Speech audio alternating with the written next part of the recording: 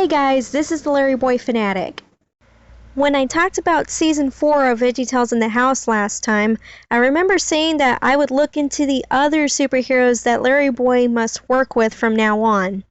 But instead, I want to include these alleged episodes into one theme that I've had in mind for a while now. The Not-LarryBoy episodes, also known as LarryBoy Purgatory. For this review special, I'll be talking about these alleged episodes for at least 2 minutes so that they can get their fair share of being talked about. I know that for some of these episodes, I probably won't make it to 2 minutes because of how bad they are, but I will try. I will definitely try. Now, these episodes have to meet one of the following requirements. They must either feature LarryBoy for a maximum of 30% of the episode, or not at all, meaning that he could have been in the episode but wasn't. Now technically, that would mean that the episode Junior Jetpack would be ineligible because that one had LarryBoy in the majority of the episode, even though it was mainly about Junior. Oh my god. Anyway, fun fact, it took me 8 minutes to determine which episodes needed to be categorized as not LarryBoy. And it took me almost 3 hours to watch these and take notes on them. That was very, very draining. And remember when I said that the descriptions for each episode were very vague? Well, they are. I mean, it would have been easier if each description of each episode had Not LarryBoy in brackets or something. So, ladies and gentlemen, I give you the 12 Not LarryBoy episodes. Monster Manners and Genichive Live from Season 1. The Campout, Ready for Action, Space Tato, and the Imposters from Season 2. Motato Gets a Job, Rise of Night Pony, Takeosaurus, and Jimmy Boy from Season 3. And then finally, Grow Tato and Yambot, which is Season 4. Now mind you, these were really hard to find because, again, like I said, the vague descriptions of each episode that Netflix gives us. It's like buying a bunch of mystery type collectibles not knowing what you're gonna get and being disappointed over and over after learning what you really paid for were 2 or more identical mystery collectibles. And to top it off, I had to watch from Season 1 through 4, which made the task even harder for me. That was nearly 3 hours of binge watching Veggietales in the House. I mean, if Netflix gave us better descriptions for these episodes, then it wouldn't have been such a chore to begin with. Okay, so for the review part, I'd rather go through each Not LarryBoy episode in chronological order because it's easier. It compensates me for having the hard task of hunting down these episodes. And again, I'll spend at least 2 minutes on each episode. Now, seeing that we're dealing with 12 episodes here, this video may be a 2-parter. So, yeah. By the way, after watching these episodes, I was fortunate enough to come across LarryBoy and the Bad Apple on the Trinity Broadcasting Network's Smile of a Child channel at around dinner time.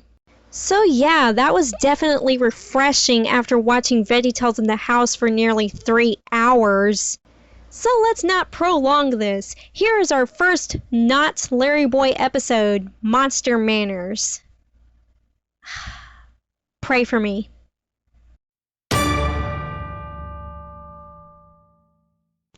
This would have been a legitimate LarryBoy episode if it hadn't been for the decisions made to go with it. I mean, it starts off fine with Motato introducing his, super radish soldier. Oh my gosh, I almost got tongue-tied there. And LarryBoy running into the monster. But then the story takes a different route with Madame Blueberry and Petunia teaching him good manners. Okay, y'all had a really good concept with the monster being unleashed to capture LarryBoy. Then again, you should have sent the Fib from outer space after him. Wait, that's good fan fiction. Write that down. So once they teach this monster good manners, they throw a tea party in his honor. Meanwhile, Bob and Larry are playing with monocles. Don't ask me why.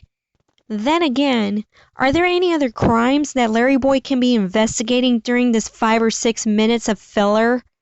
But then we get some kind of action finally when Larry recognizes the monster and he changes into LarryBoy.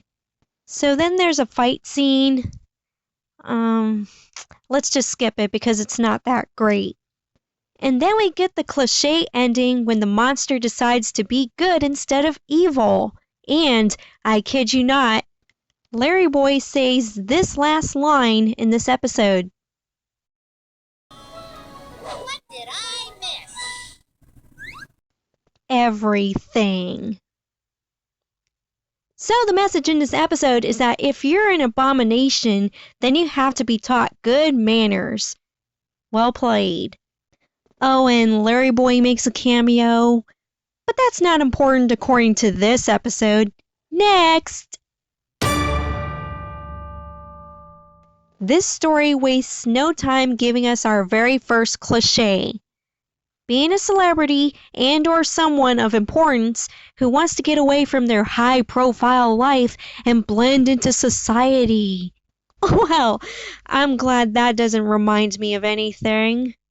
So this celebrity's name is Jenna Chive. Yeah, that's her name. And she runs into Ickabeezer, who apparently listens to her music. Well, why not? He's rich. And also, Motato knows about her because he sends his spies to go spy on her and they hide in trash cans. Okay. Eventually, Jenna and Ickabeezer get captured and Rooney the dog goes to Bob and Larry for help. But don't get too excited because Larry is LarryBoy for less than a minute in this episode. That's not very long, and I didn't have to time it. Okay, there's another part where Motato is an idiot when writing songs, and yeah, he makes Jenna help him work on his songs. But the weirdest thing about this story is that they say at the end that it's all a big misunderstanding or whatever, and then Motato gets dinner? I guess the message in this case is to be a nuisance in your society and get rewarded for it. But no. Actually, the real moral of the episode is to not hide your God-given talents. What? To be fair, they do sing a song about it, but really? That message was tacked on. And then there's a the end credit. I don't know why it's there. Moving on.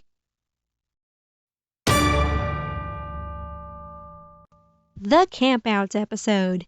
For some reason, I thought that this would have warranted a LarryBoy cameo, but no. To be fair, I can't really be upset with this one. Then again, a pirate-themed LarryBoy episode? That would have been cool. So what's the story? Bob is upset that he didn't get any s'mores during a camping trip last year. Aww. So then we cut to next year where he tries to avoid everyone so that he can have his s'mores, but then gets sideswiped by Motato. Nothing to say about that, but called it.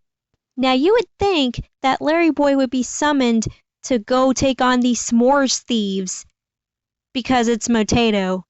No, instead, these people decide to dress up and take on the bad guys as pirates themselves.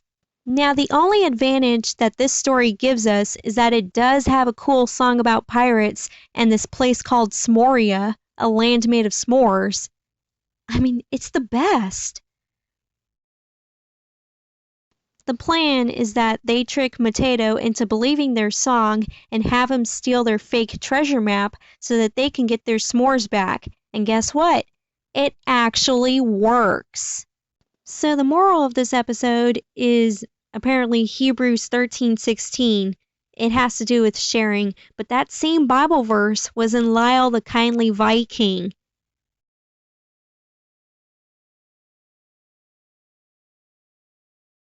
All in all, this was a good episode, even though I still don't understand why they had to put a the end credit at the end.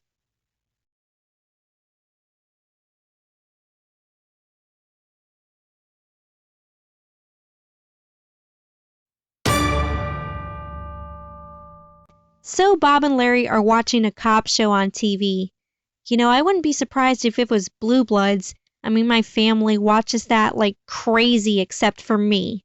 Anyways, they watched this cop show, but then they decide to become cops themselves. Okay, Larry, is being Larry Boy not enough? So Bob and Larry and Mr. Lunt, hi, how did Mr. Lunt hear about this? They go to Officer Wedge to train to become cops. Their first assignment is to write police reports, which they definitely fail at. Then their next assignment is to find Granny's cat. Oh yeah, there's a subplot where an old woman's cat goes missing. Nobody cares. But then Mr. Lunt fakes finding the cat by giving the nearsighted broad a lobster instead. And guess what? He becomes a cop because of it. Okay, guys, I know this was for comedic purposes, but that was dumb. No cop in their right mind would let someone this lazy pass examination. But then Bob and Larry prove themselves worthy by finding the woman's cat. And then that's it. So what was this story even about? I guess the message here is to not believe what you see on TV, which they did believe what they saw on TV. And then there's another moral. If you do nothing and be lazy, then chances are you'll pass the police academy. Oh yeah, and Mr. Lunt, after getting booted off the force, says that he would go back to having a different job after each episode. Really? I never realized that Mr. Lunt had different jobs in each episode. But why? Okay, let's not ask any more questions. Potato wants to go to space. Well, good for him. Now, I won't talk about this for long, but I still have to talk about it for at least 2 minutes. Oh my gosh, I can't believe I gave my word on that. So yeah, Junior Jetpack is the only superhero that you will see in this story, and apparently his dad knows who he is and is okay with that. They mention Larry Boy once, I think, but nah, that's not important when Junior Jetpack is around. Now, what else? Junior takes his dad to career day or whatever at school. Yeah, this is a real career day, not like the one in the book adaptation of Larry Boy and the Rumorweed. Please go watch Larry Boy and the Rumorweed and see that there was no career day in that movie. So it turns out that Junior's dad is cool because he holds a space camp for the kids at school because he brings up that he's an astronaut. But oh no, things get out of hand because Motato hears about the space camp and he decides to disguise himself as a kid. And oh my gosh, the people are so stupid that they don't think twice when they see Motato masquerading as a man-child. Oh my god. But then he has an anti-gravity machine, which he uses to send everyone upward towards space because, get this, he thinks that the stars are made of diamonds. Space, I'm coming for your diamonds! Ugh. Man, where's Larry Boy when you need him? He's in his bathtub the entire time. So instead, it's Junior Jetpack to the rescue. And that's pretty much the episode, ladies and gentlemen.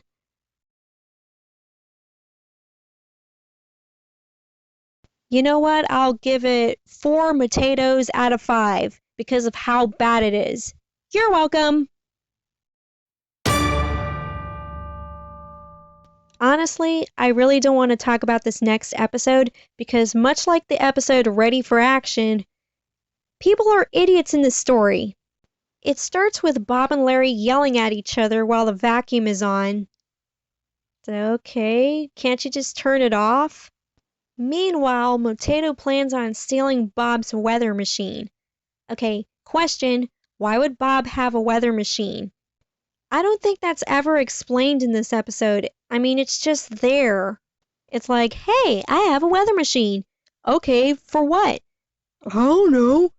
So Motato puts on a face mask of Bob, which fools Larry, and he steals the machine. He then disguises himself as Larry, which almost fools Bob, but Bob catches on quicker. Now, the confusing part is when Bob disguises himself as Motato, it gets him arrested and then kidnapped by Matato's minions. Okay, does that make any sense at all? Bob being disguised as Matato and then getting arrested for it? All in all, this story was confusing. By the way, they think that the word oddball is an insult. Like, sure, it's still name-calling, but that's just a word. I mean, who's ever called someone an oddball and that person is like, "Oh, how dare you call me that?" So then LarryBoy and Officer Wedge step in and save the day. Kinda, sort of. Then hey, let's sing a song about being nice to people and not calling people names because yeah, we need another song on our album which comes out whenever. So how are we doing on time? Great. Moving on. Really, how are we on time? Yeah, let's just go from here. Anyways, guys, this was part 1 of LarryBoy Purgatory. Part 2 is coming next week. Yeah, we're far from done, but don't worry, we'll get through this. Yeah, we'll definitely get through this. So be sure to give this video a like and subscribe for more content. And until then, this has been LarryBoy Fanatic, the eyes and plunger ears of the LarryBoy universe. See you guys in part 2, hopefully.